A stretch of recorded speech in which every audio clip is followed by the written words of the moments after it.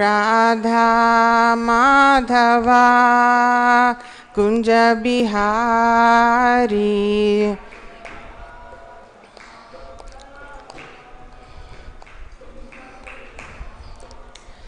जय राधा माधवा कुंज बिहारी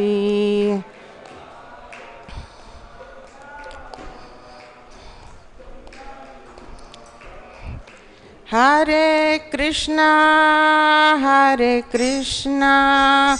कृष्णा कृष्णा हरे हरे हरे राम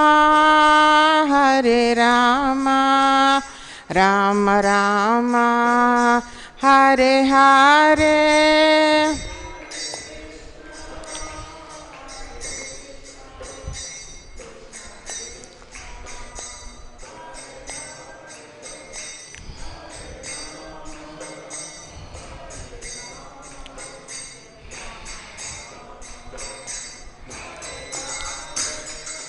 हरे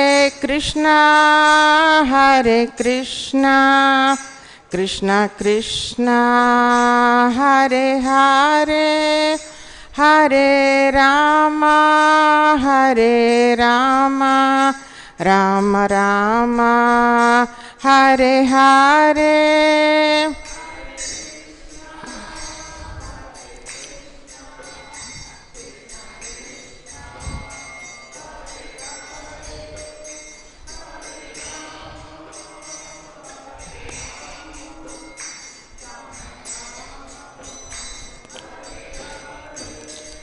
जय राधा माधव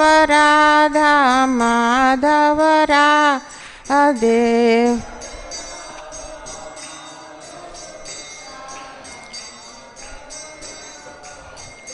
जय पंचतत्वा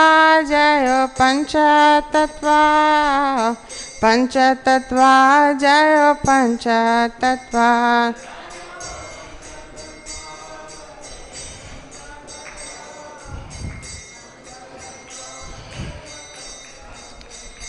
जय शिवाष्टकुर जय शिवाष्टकुर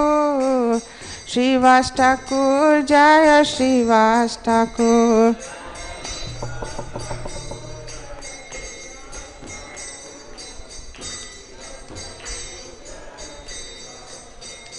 जय नरसिंहदेव जय प्रहलाद महाराज नरसिंहदेव जय प्रहलाद महाराज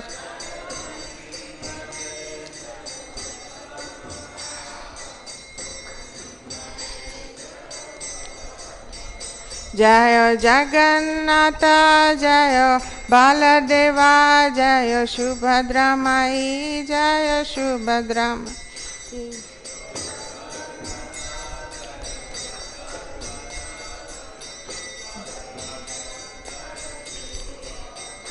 जय जय प्रभुपाद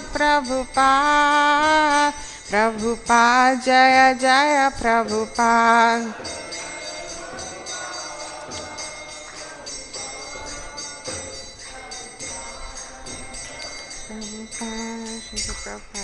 जय ओम विष्णुपाद परमहंस परिव्राजकाचार्य अष्टोत्तर श्री श्रीमद इस डिवाइन ग्रेस ऐसी भक्ति वेदांत स्वामी श्रील प्रभुपाद की जय। इस्कॉन फाउंडर आचार्य श्रील प्रभुपाद की जय। अनंत कोटि वैष्णव वृंद की जय। नामाचार्य श्रील हरिदास ठाकुर की जय। प्रेम से कहो श्री कृष्ण चैतन्य प्रभु नित्यानंद श्री अद्वैत गदाधर श्री वासादि गौर भक्त वृंद की जय। श्री श्री राधा कृष्ण गोप गोपीनाथ श्याम कुंड राधा कुंड गिरि गोवर्धन की जय। वृंदावन धाम की जय। नवद्वीप धाम की जय। मायापुर धाम की जय। पूरी जगन्नाथ की जय। गंगा माई की जय। यमुना माई की जय। तुलसी देवी की जय। भक्ति देवी की जय। सामवेद गौर भक्त वृंद की जय। निताय गौर प्रेमानंदे हरि हरि गो। All glories to the assembled devotees. All glories to the assembled devotees. All glories to the assembled devotees. All glories to Sri Guru and Gauranga. All glories to Srila Prabhupada. Om Namo Bhagavate Vasudevaya. Om Namo Bhagavate Vasudevaya. Om Namo Bhagavate Vasudevaya.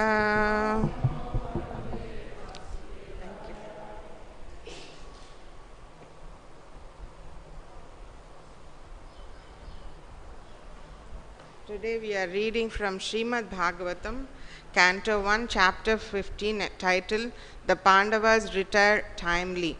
Text 40. Visṛjya tatra tat sarvam dukūla-valayādikam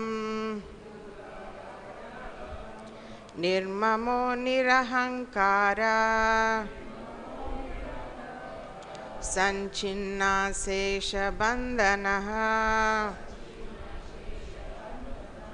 visṛjya tatra tat sarvam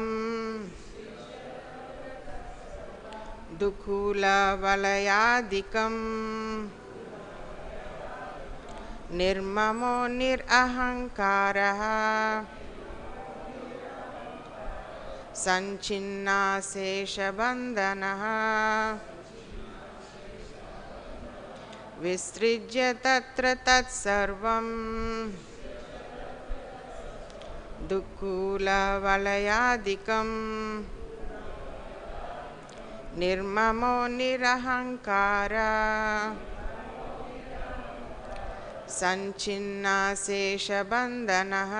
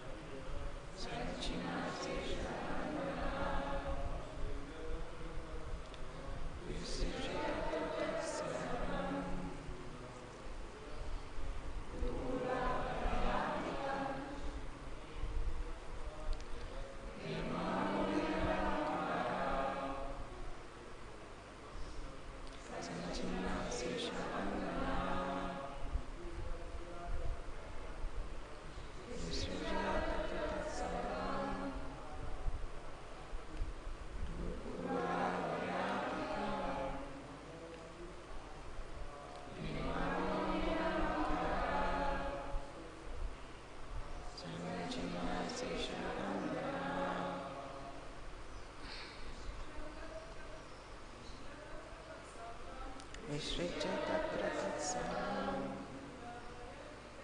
dukūla-valayādikam nirmamo nirahaṅkāraḥ sañchinnāśeṣa-bandhanaḥ visṛjya tatra tat sarvam dukūla-valayādikam nirmamo nirahaṅkāraḥ sañchinnāśeṣa-bandhanaḥ visṛjya tatra tat sarvam dukūla-valayādikam nirmamo nirahaṅkāraḥ sañchinnāśeṣa-bandhanaḥ.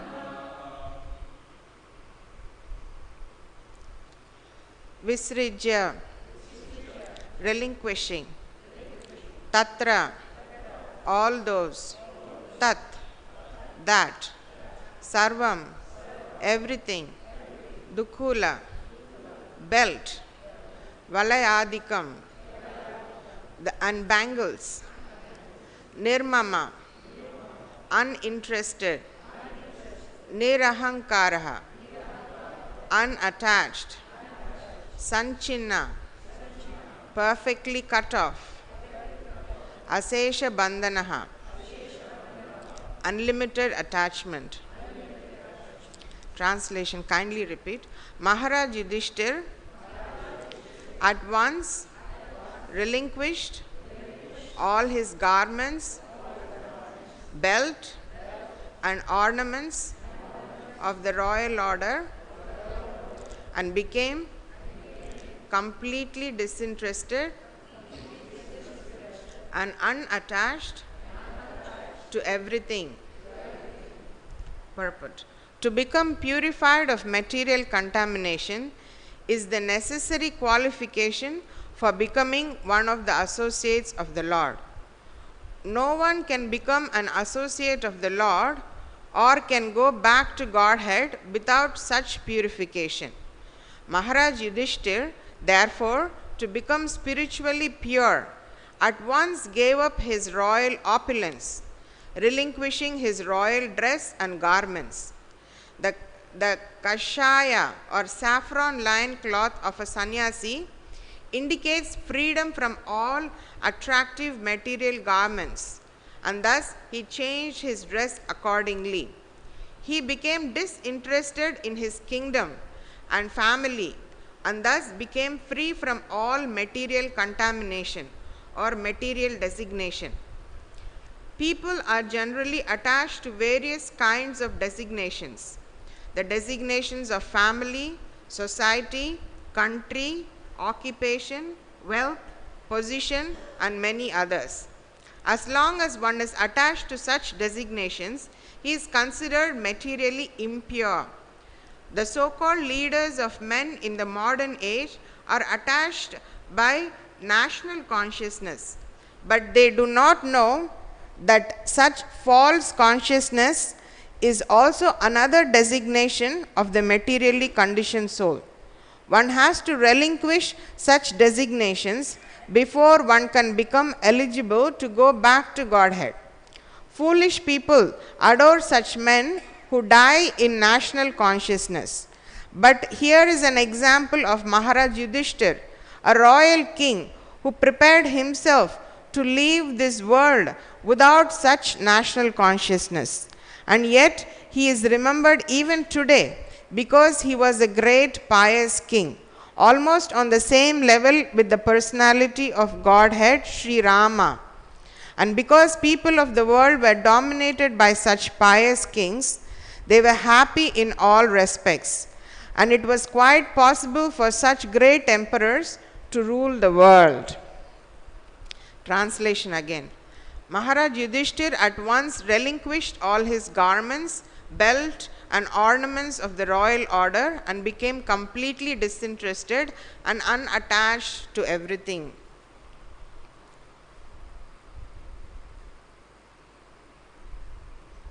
Namo Vishnupadaya Krishna Prishtaha Bhutale Srimati Bhaktivedanta Swamini Dinamini Namaste Saraswati Deve Gauravani Pracharine Nirvisesha Shunyavadi Paschatya Deshatarini Vancha Kalpataro Vaishya Kripa Sindhubhyev cha Patitanam Pavanebhyo Vaishnavebhyo Namo Namaha.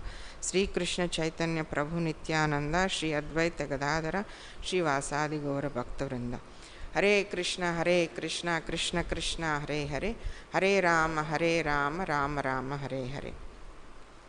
So chapter 15 talks about the Pandavas retiring timely, and it is like an overview of Mahabharata.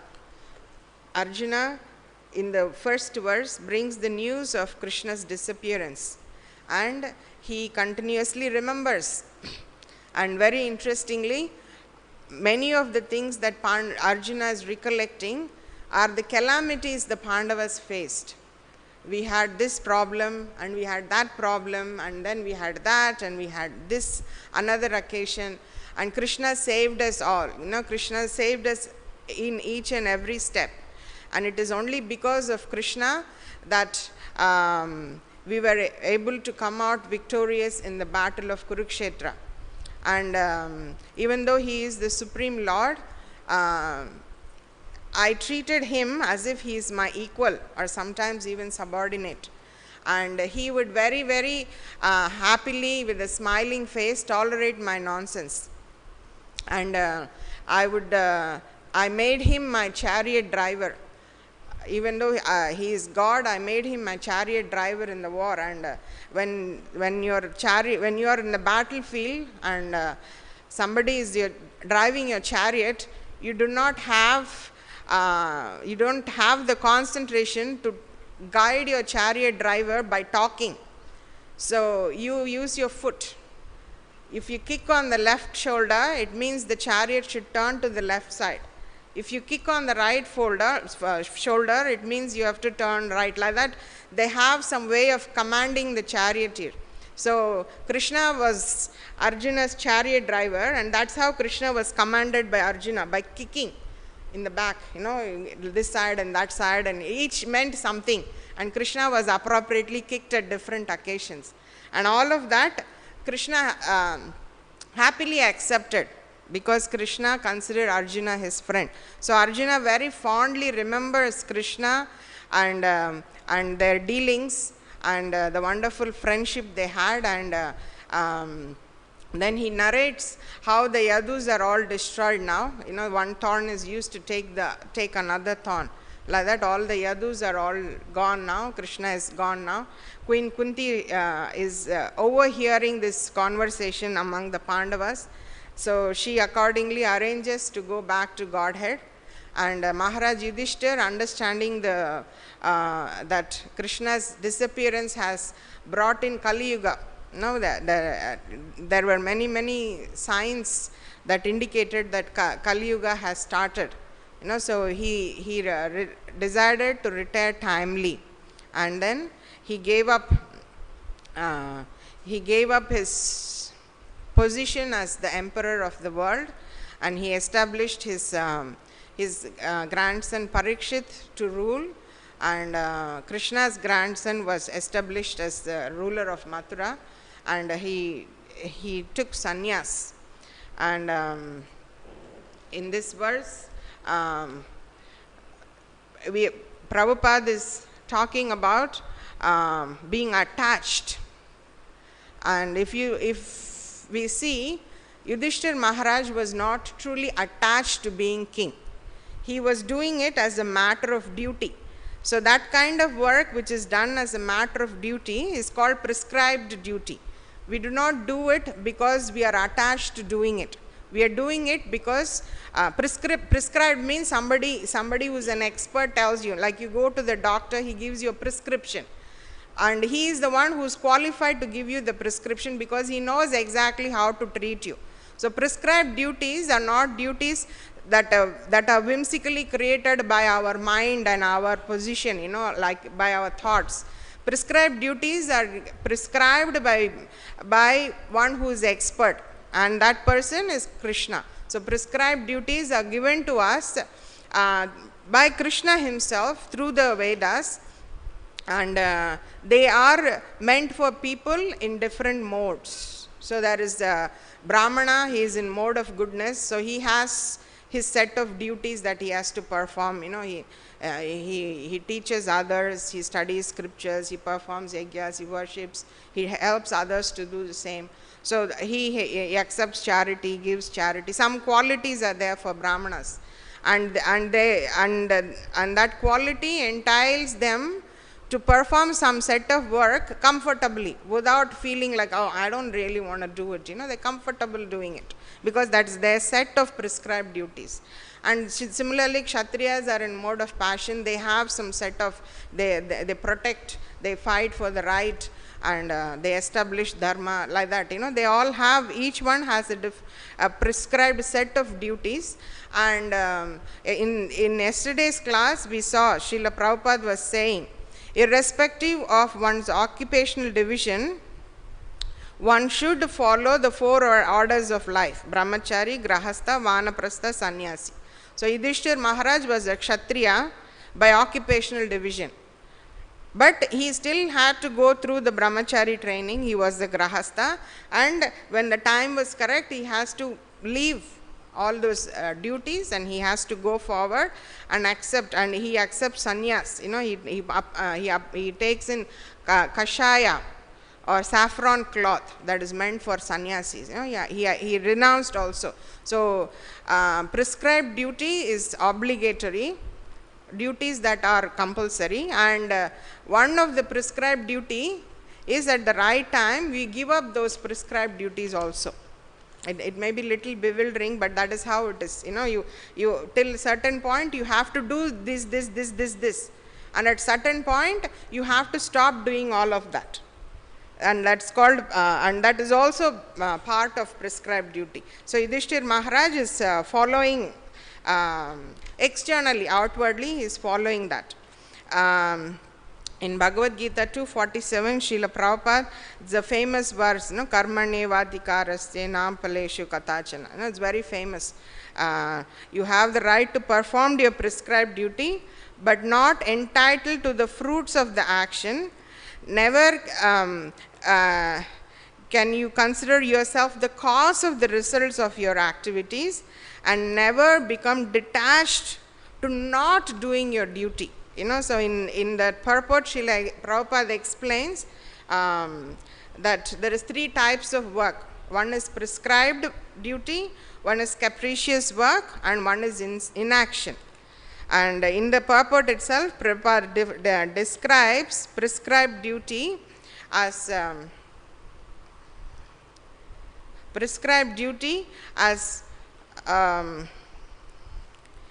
it refers to activities performed while one is in the modes of material nature. It refers to activities performed while one is in the mode of material nature. And capricious work means it is not prescribed. Nobody said that this is right thing to do. You just imagine, or you just create by speculation. I will do this. From now onwards, I am going to do like this because I think it is correct to do. It is not recommended by scriptures, it is not recommended for you by your spiritual master, but you whimsically accept something, and that's called capricious work. And inaction, it is not prescribed, it is not unprescribed, it is not doing anything. So prescribed duty will give you good results. Every action will produce a reaction. So prescribed duties, because you are doing as per the injunctions of the scriptures, then you get good result. Capricious work, you are doing on your own accord, and many times against the scriptures. And the result of that is that you will get bad result. You will go to hell. And inaction is you neither do this nor that. And prescribed duty is called karma, capricious work is called vikarma, and inaction is called akarma. And there is 2 types of inaction. One is, I don't do anything. I'll just relinquish, tyaga, I will relinquish all activities. And the other one is, I will do actions only in Krishna consciousness. And both of them will produce no result. When you are not doing anything, of course, on what basis will you get a result? Because there is no action. Action produces reaction. But when you say, I am not going to act at all, then you won't get any result because there is no action. And the other one is, I will act, but only in Krishna consciousness. So Arjuna at some point is asking, what is good Krishna? Can I go into this inaction because I don't want to kill my relatives? It's my grandfather, my Guru Maharaj, in my family members, my cousins, my brothers. I don't want to. So at some point, Arjuna wanted to go into this inaction mode, and Krishna said it's not possible for people to be inactive. And there is a long list of reasons Krishna gives. First reason is, we are in the mode, 3 modes. You cannot escape. The modes will make you dance. There is no way you can escape. You cannot say, I will not do anything, because as per the mode you are in, you will be obliged to do something. So there is no escaping it. And very important reason Krishna gives is, the nature of soul is to be active. So there is you can artificially for some time control your mind. I don't want to do this, maybe I'll get this reaction, maybe I'll get that reaction, I neither want good or bad, I'll just try to not act like that. But the nature of soul is to be active. So at some point you will fail and you will start acting. So Krishna told Arjun, you don't want to get bad reaction, I understand. But how do you do it is not by becoming inactive. How do you do it is by becoming active in Krishna consciousness. You do it for me. Whatever you do it for me. Then what happens? Aham tvam sarva papebhyo. If some bad thing is happening because you did an action to please me, or some good result is happening because you did to please me, I'll take care of that. And I will deliver you. So you don't have to worry. So that inaction in 247 is that kind of inaction Prabhupada talks about. Somebody who tries to not do anything. So that is not at all recommended. That's very bad. It is a very artificial state. And capricious work is also not recommended because it is against scriptural injunctions. They do work, like Hiranyakashipu was saying, I am God. So there is no way in scripture where it is written that you become God, or you are God in coward way, like that. So when you speculate like that, that will also produce very bad karma. So what is recommended is that we do prescribed duty. So in the same purport, Srila Prabhupada explains that there are 3 types of prescribed duties: Nitya, Naimitika and Kamya. Nitya karma is routine prescribed duties, like we cook every day for our children, and we offer and we give them prasadam. This is done obligatorily. It is not something that you do optionally. Nitya karma is something everybody has to do, obligation. It is something you have to do. And Naimitika is something that we do in emergency. I cook every day for my children, but someday I have to go somewhere. Then I don't cook, then we get something and eat. That is not generally how you live, but sometimes due to some emergency or some change in our regular routine, we may go into some mode where our duties are slightly different. I may choose to just feed some Mahaprasadam or get some food from outside, because that particular time I am not able to do my Nitya karma. Regular duty is not possible. So, and the third one is called Kamya karma, or desired activities. And this is not something you are obligated to do. It is not that if you do it, you will get some bad karma. Like sometimes I may desire, like, oh, I just want to, make some very lavish cake, this, that, and it is not something I do every day, but I am doing it because I want to have some enjoyment. I put lot of butter and whatever else, sugar and butter, and it is not something that you are required to do, but you do it because you want to enjoy something.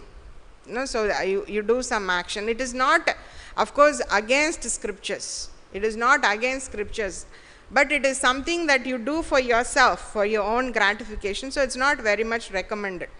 But if you have to do some enjoyment, it is better to do Kamya karma than Vikarma. It is better to do something in the scriptural line than to do something that is against the scriptures, eating meat or something that is against the scriptures.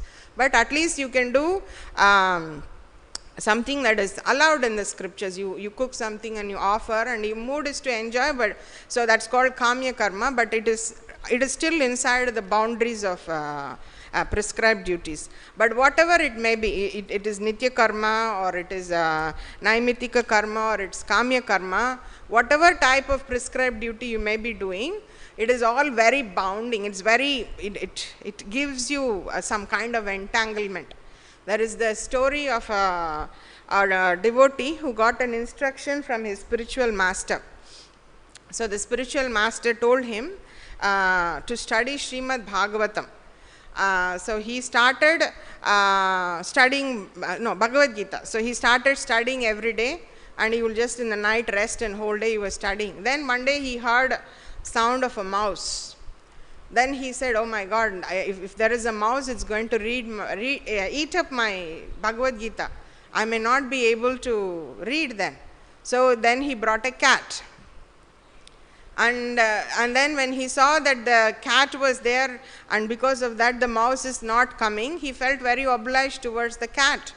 Then he had to take care of the cat. So he got a cow to get some milk for the cat. And so then he felt very obliged towards the cow, because it was solving his problem of keeping the rat away by taking care of the cat. So then he was obliged to take care of the cow. So he brought a wife. And the wife was taking care of the cow, who was in turn taking care of the cat, who was in turn taking care of the rat. So he felt very obliged to take care of the wife. Then before he knew, he had a house, he had children, he had job. Then after some time, his Guru Maharaj came and asked, so how is Bhagavad Gita going? Guru Maharaj, everything I am doing is for studying Bhagavad Gita. Why do you need wife, children, house for studying Bhagavad Gita? You know, that is the nature of action. Even if it is 100% correctly done as per the scriptures, it's so binding. It's so binding that you will do one and then they will make you do one more. You know, you're very good in doing this particular action. Then before you know, that also arrives in your plate, and then that also, and that also, and then before you know, you are just swamped by millions of things. So that is why one of the prescribed duties is to give up all those prescribed duties and focus your energy more on direct devotional service. And that is done when you find somebody suitable to replace it. You know, somebody who is capable of taking care of whatever you're doing now, find such a person, hand over the responsibilities. We should never act irresponsibly. Denunciation is never correct when you do it in mode of passion or in mode of ignorance. You know, when you are in illusion and you do a renunciation, that is in mode of ignorance. What is our illusion? Our illusion is we are advanced, that we can actually renounce. So when we are not ready for renouncing, and due to falsely thinking ourselves advanced, when we renounce, that is renunciation in mode of ignorance. And when we renounce because something is difficult, no, like somebody gives me some service and then I am trying to do it and I find it very challenging. So the right thing to do is like ask help, learn, serve and inquire, you know, but you just think, you know, this is, you know, at some point I have to give up my prescribed duty, right? So let me just give it up. It's very difficult, you know. So when you are renouncing it because you find it difficult, or you don't get whatever name, fame, or whatever that's supposed to, you're expecting of it, when you renounce it in that way, it is renunciation in mode of passion.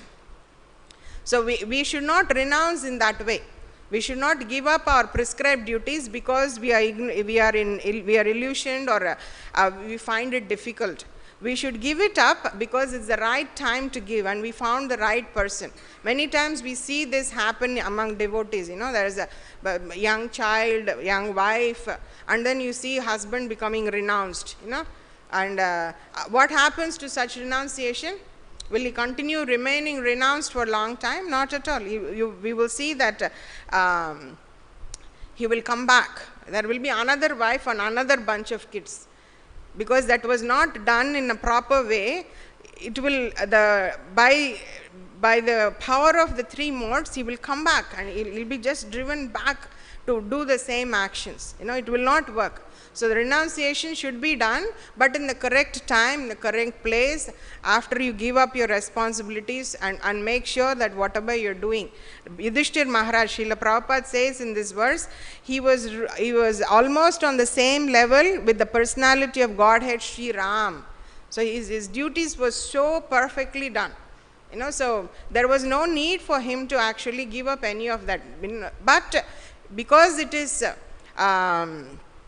his time, you know, Pandavas retired timely because it was his time to prioritize going back to Godhead. And Pandavas were suffering from separation of Krishna. They were suffering so intensely, they could not tolerate anymore. There was yugayitam nimishena chakshusha pravrishayitam sunyayitam jagat sarvam govinda virahen. You may be the ruler. Yudhiṣṭhira was the emperor of the whole world. But without Krishna's presence, it was all like hellish condition. So they wanted to give it up, not just because it's their prescribed duty, but because they had very intense feeling of separation from Lord Krishna. So they wanted to join Krishna in his next pastime. In Bhagavatam it's explained that the Pandavas go wherever Krishna goes. Krishna wraps up his pastime in this universe and he goes to the next universe. Pandavas right after Krishna will wrap up their pastimes and they will join Krishna right there. Immediately they will also go to the next universe to join Krishna. So not just because of following prescribed duty, but because of intense fire of separation that Yudhiṣṭhira Maharaj was experiencing, he gave up everything. All his kingdom and the whole world was his kingdom, not just one country. He gave up everything. So, and Prabhupada, bangles, royal jewelry, everything. Prabhupada says nowadays people don't even know what is jewelry. Everybody has something in paper or some plastic thing and they consider themselves very opulent, or they have paper, I have millions, you see their million, it will be just a bunch of papers and they consider themselves very opulent. But Yudhiṣṭhira Maharaj was really opulent because he had a lot of wealth, real wealth, gold and many opulent things, and he gave that all. It's not like a beggar saying I am fasting. That is his default state. You have 1 million papers and you say I am very renounced, that is only papers you are renouncing. But Yudhiṣṭhira Maharaj had real opulence and he gave it all up because of his intense separation from Krishna. And today is also Srivas Thakur's appearance day, and I wanted to highlight two of the qualities that we can meditate on, two of the things that we can pray to Srivas. Srivas and his wife Malini, they lived close to Advaitacharya's house. They had a very parental affection towards Lord Chaitanya and Lord Nityananda. Srivas Pandit and Malini Mataji, they were friends of Jagannath Mishra and Shachi Mataji. And from very small age, they were very fond of Nimai. They had a very parental affection towards Nimai. Srivas Thakur is Narada Muni, and there are some things very particularly devotees can pray. So when Chaitanya Mahaprabhu was before Gaya, there is two phases, before Gaya, after Gaya. Before Gaya, he was just a Pandit. After Gaya, he exhibited pure devotional service. So before Gaya, when Chaitanya Mahaprabhu was Nimai Pandit, Srivas Thakur was observing him. He was like a father to Chaitanya Mahaprabhu. And Chaitanya Mahaprabhu was apparently arrogant, very arrogant, because of his scholarly nature. He could defeat anybody, any kind of logic you will present. As per logic, A is correct. And then everybody will accept, all his students, yeah, A is correct. And then he will use some more logic and prove A is wrong and B is correct. And then he will use some more logic and prove B is wrong, A is correct. And further logic to say B is correct, and so on. So apparently he was very arrogant, and this pained Srivas Thakur so much. And he gave a very, very strong instruction to Nimai Pandit. One time he saw Nimai Pandit and he just took a U-turn and he was going away. Then Nimai Pandit was like, hey, stop. The fatherly figure, when they see you and walk away, how much ever arrogant you are, you still feel like something pricks you, So he just stopped him. And then he asked him, like, how are you doing, like that. And then he just directly said something. What is the use of all your education? If all of this education will not bring in your heart love for Krishna and serving Krishna and devotees, then all this education, scholarly, Pandit, all this, it's waste. So very strongly. And then Nimai Pandit took a very humble stance. He said, only by the blessings of devotees, one can attain that state. Currently, I am just a Pandit. But if you bless me, I will get that state that you are telling that one should aspire for, I will get it. So she, like we remember Advaita Acharya for his prayers to call Krishna to come here. Similarly, we remember Srivas Thakur as the person who gave that very strong instruction to Nimai Pandit that you should become a devotee. Otherwise, if I see you, I'll take a U-turn and go away. Even though I'm like your father, I'm not talking to you. And then he went to Gaya and he got initiated from Ishwarapuri. And when he came back, Nimai Pandit was begging devotees to allow them to wash their feet, to wash their clothes, to do some service to them. And then they were all telling, why? No, we don't want it. But he imbibed that mood that Srivas Thakur wanted him to take. Serve devotees, serve Krishna. He wanted to imbibe that mood. So he would lovingly, by force, take and wash devotees' clothes and serve them in different ways to please Srivas Thakur, to show him that by his blessings, now he got whatever Srivas Thakur wanted for him. So on this auspicious day, we can pray to Srivas Thakur to give us that mood to serve devotees and serve Krishna. Even Mahaprabhu was praying to Srivas Thakur, only by your blessing I can get that mood.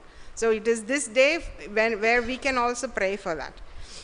And in Srimad Bhagavatam, in Chaitanya Charitamrita, there is a description of Mahaprakash Leela. 21 hours, Chaitanya Mahaprabhu was sitting on the altar of Srivas Thakur, in Srivas Thakur's house. He was sitting there. And all of the remaining 4 Panchatatvas, they were doing Abhishek with Ganga water. And all the other devotees were bringing barrels and barrels of Ganga water, and Abhishek was going on. And Mahaprabhu, he exhibited to each devotee different mood and gave them all different benedictions. And he reminded devotees of different times where he interacted with them. So Mahaprabhu, when it came to Srivas Thakur, Mahaprabhu reminded Srivas Thakur of an incident. It was happening in Devananda Pandit's house that they all would sit and hear Bhagavatam. So when they were all hearing Bhagavatam, Srivas Thakur is very regular in listening to Bhagavatam. So when they were hearing Bhagavatam, Srivas Thakur was experiencing ecstasy and he was crying and he was showing symptoms of ecstasy. But all the other people who were sitting and listening, they found it very disturbing that somebody is just sitting in, there is somebody talking Bhagavatam and somebody is just sitting there and, how wonderful, Haribol, they just picked him up and they just threw him out of the classroom. They all gathered him and threw him out of the classroom. So after some time, when he came out of the trance, he felt very sad because Bhagavatam, he wasn't listening anymore to Bhagavatam. He was kicked out. So he went home and he picked up Bhagavatam and he was reading Bhagavatam. And when he was reading Bhagavatam, he felt great ecstasy and solace. The pain that he was feeling, it went away. So Mahaprabhu reminded, I am the one who gave you that ecstasy when you read Srimad Bhagavatam. So Mahaprabhu's special benediction to Srivas Thakur is that because of his intense attachment to Bhagavatam, he was experiencing, many of us can't experience that ecstasy. Like when Bhagavatam class is going on, usually I'm cooking breakfast or something. So you can imagine how it will be. You are just listening to some part of the pastime and then you will pause because you want to offer, or then you go down because you forgot karipata, and you come back, the speaker has already finished that, and then they're talking about, so we all have I have this problem that we can't focus on listening. So today is the day to pray to the person who has the taste for Bhagavatam so much that he just by hearing, he cries, he exhibits symptoms of ecstasy. So we can take this occasion to pray to Srivas Thakur to give us that taste for Srimad Bhagavatam, that when we hear it, we may also experience that ecstasy, which personally was awarded by Mahaprabhu to him. That ecstasy is Mahaprabhu's, everybody got a benediction. And this benediction, special benediction that Srivas Thakur was given was that he will feel ecstatic when he reads Bhagavatam. So today is the day to pray to Srivas Thakur that we may get that blessing also, that when we hear Bhagavatam, we may feel ecstatic, just like how he feels. Yeah? So Srivas Thakur ki jai, Samaveta Gaurav Bhakta Vrindi ki jai. Thank you. If you have any comments or questions. Yes, Prabhu.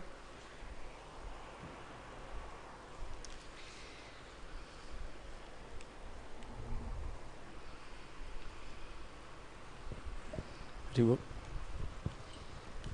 Krishna, thank you so much for such a wonderful class, so inspiring. I wanted to ask you two things. One is about Srivas Pandit, and the other thing is about that point that you mentioned about that the activity is always there. No, I remember one time some devotee, some spiritual brother of Prabhupada asked for him, like, how you make your disciple to avoid all the bad, how to say? Habits. Habits, yeah. And he said, I didn't think so much about this. I only engage them full time because this is cleaning. And my question is about this. You mentioned, like, if we don't dance for Krishna, if we are not engaged ourselves in devotional service, then we will dance for Maya, for the three moods. And I can see this in myself, but I try to engage my time in devotional service, but this free time is so hard, but I also need for my level this free time. You know, I need speculate. It's my level. I try really to engage myself, but in one point I lose the test if I am all the time there artificially, without thinking, without desire. My question is about this, how to start getting more attachment for this devotional service, like for these activities, how to try to avoid this supposedly resting free time that is so affected your spiritual life. This is first question. And second question is about, I was reading about Srivas Thakur, like he was fully engaged in devotional service. Even Lord Chaitanya Mahaprabhu said, what are you doing for maintaining your family? You know, you are all the time chanting everything, and he said, my Lord, I always engage in devotional service, and Krishna sent everything. I have not this faith, and I want to get this faith because I have family, I have wife, I have business, I have to engage myself in different things. I don't want to stop to make this, but I want to develop this faith. Like, also if I engage more time in devotional service, if I engage myself more time in chanting and dancing, and serve Vaishnavas and program from ISKCON or preaching, Krishna will maintain myself. For now, I can't. I wanted to ask you these two questions. What do you think about this? Sorry if it's so confused, I don't speak so much English.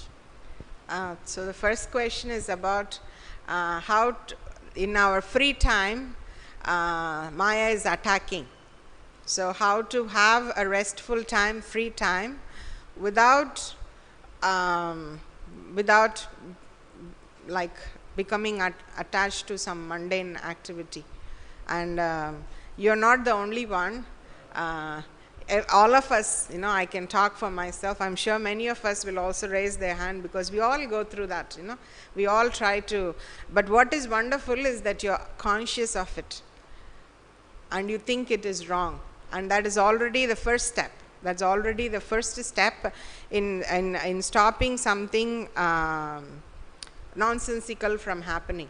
So we are conscious that something is, you know, when I take a free time, when I take a break, I end up doing something nonsensical.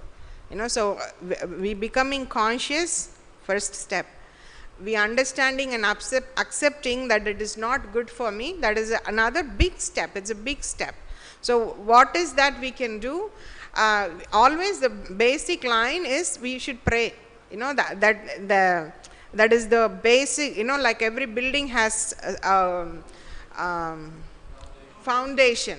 So prayers and association are the foundation.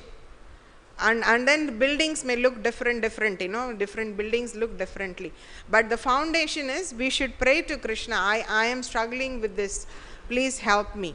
And then we should take association of devotees who are very, very strong in their practices. So you need to make your entertainment in a group of devotees association. When our free time should be in along with the free time of many other devotees, and then there is almost zero possibility that we will do something nonsensical. So many times, I encourage some of, like I have some students, I tell them, you want to do something like a free time activity, make clubs, jewelry club, reading club, or you can go swimming together, so different days, different activities we can put, and when we do it in association of devotees, then we become very safe, and that is why people, advanced devotees, they don't even stay alone, like, when they wake up, the first thing you see them doing is they are already in presence of all other devotees. They don't give themselves that time at all, because that is not actually something to rest, it is something to fall down. We don't need that to rest. When you want to rest, you can rest in the association of devotees. You all can have some super mega kirtan, you can cook for devotees in your house, you all can cook together and have some kirtan, and you can rest, and you will rest very nicely, you will feel very, very relaxed. You can go for a swim in Ganga, you can go together as a team to do book distribution. So the activity itself, the resting activity itself, has to be slightly changed. And instead of resting alone, we rest, the so-called rest we do in company of like-minded. We may not be very comfortable doing it with some very senior devotees. And if somebody is very junior to us, we may not, they will be looking up to us. So we are forced to have some standard. It is not relaxing. But if we find people of our same level, then it is actually, we may have some nonsensical thought, but they will not condemn you, because they are also in the same level, yeah, I understand, I also go through it. And then together, when you engage in some activity that is entertaining and yet relaxing, in Mayapur it's like infinitely possible. And even if you are abroad, you can go to beach, and you can do a harinam in beach. Every day, this time to this time, I will do something which is not like a standard hardcore practice of Krishna consciousness, but something that helps me remember Krishna and at the same time unwind. People go and collect garbage along Ganga. They clean up different areas in Mayapur. The Matajis, they sit and make jewelry. There are study groups, they take up different books and they study every day. Everybody reads one paragraph or one verse, and then like that, you are having some relaxation, and at the same time you are also progressing very nicely. So that is something that we can, when you are in association of like-minded people, then that relaxation can also become a very spiritually progressing activity. But it needs effort, because what actually is happening is your mind is telling you, I want this alone time to relax, but the true translation of that statement from your mind is, I want some alone time so that I can drag you down. That is the true translation of that statement. So we need to be conscious, I don't want that. You're tired, you can sleep. You don't need anybody's company. But if you're awake and you want to do something, it is always good to associate with devotees. Of course, book distribution and activities like that are very, very relaxing. Goshala, you don't need company also. You can just go by yourself. You go one time, you pat the cows, you bath them, you feed them, you come out of Goshala, it will be like some 50 kgs lifted off your shoulder. You will just feel like pure goodness, that the action of staying with cows is so, you'll feel that somebody took out some 50 kgs from your shoulder. It's so beautiful. So there are things that you can do alone also, like going on book distribution or going to take care of cows. And if you take up more commitments and involve more actively in preaching, that is the most relaxing thing, because you found yourself some people who are willing to look up to you, and that makes your game very, like, you have to, when we have children, we do many things in their presence differently, like you're chanting or you're offering. If your daughter is hovering around, you put the mat and you make sure the tulasi is facing properly, because you want to show them by example, no? So, but when they're not around, probably you're like little bit laxed in your, so when we preach, that helps us keep a personal standard also high, and that will go into your relaxation time. Your standard of relaxing will also become high, because there are people looking up to you. So that's some very effective way of relaxing also when preaching, when and then the other question was, you feel that you're not as surrendered as Srivas Thakur. That, I will just do 24 hours pure devotional service, and whatever I need, Krishna will provide. And that's the blessing Mahaprabhu gave him. When that pastime of, when there was all night kirtan going on, and Shiva's son died, and there was all the ladies were crying, and then he heard the sound and he went inside. He asked, what happened? Why are you all crying? And then they said, oh, our son is dead, and then he said, no way you're crying. No way you're disturbing Mahaprabhu's Sankirtan. No, you should know.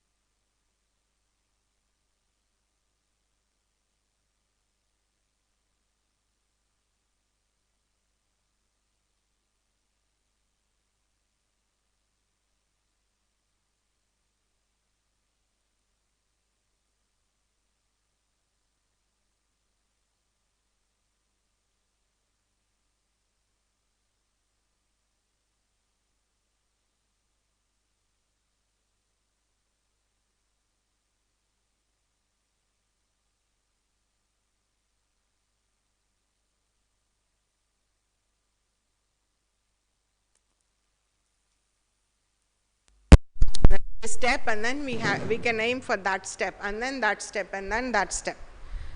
Keeping the foundation of prayers and devotees association, we can just see what is the next thing I can do. We don't have to think of a situation where we will be, where we just desire and to serve and everything automatically manifests. In your next step, what is the next realistic step you can attain in your spiritual life, so that you are more spiritual and less entangled. And it is not, from this verse we can see that it is not very good to prematurely give up our duties, thinking that Krishna will take care. So that your stance of taking care of your wife and children and home and family and business is currently a very good stance. And from that position you can try to something unique that we all followers of Srila Prabhupada have is preach. That is something we all have, so we don't have to look at that, we don't have to look at anything, but we just have to look at how I can preach, how I can be more surrendered, how I can give up my material attachment, how I can become more Krishna conscious. We don't have to think of any of those things, because we have a very specific instruction that we have to think, and that is, how can I spread the mission of Srila Prabhupada?